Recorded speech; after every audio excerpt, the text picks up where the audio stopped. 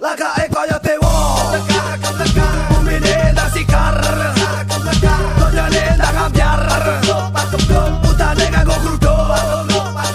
gununge padha jeblok bumi gonjang ganjing langit kelap-kelap danyange sendang padha buta oke bocah sing kalap ke padha siap-siap kuwi kabeh tondo-tondone donya ambek kiamat.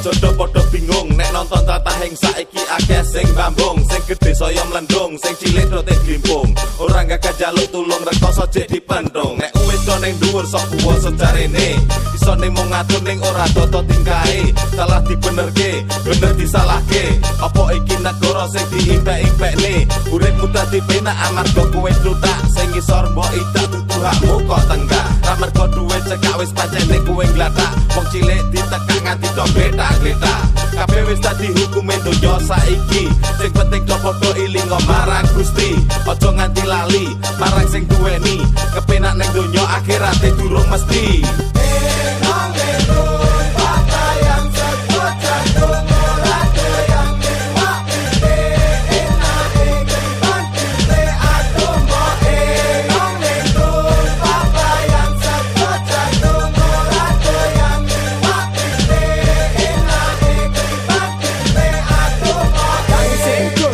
Tondo padi minangka sampun tekan pucuk mesti lali anak ondo sing ditoto ora dadi menteung lewong kesandung bablas mati darmo sing diwujud saiki wis ra ono ilang katrajan topan luntur banyu segara petro angkara jelma dadi buta rembulan ilang kauntal betara jamaning jaman kala bendu menungso urip aja kaya benalu ananging laku kaya prinsipe banyu apa kudu dibatasi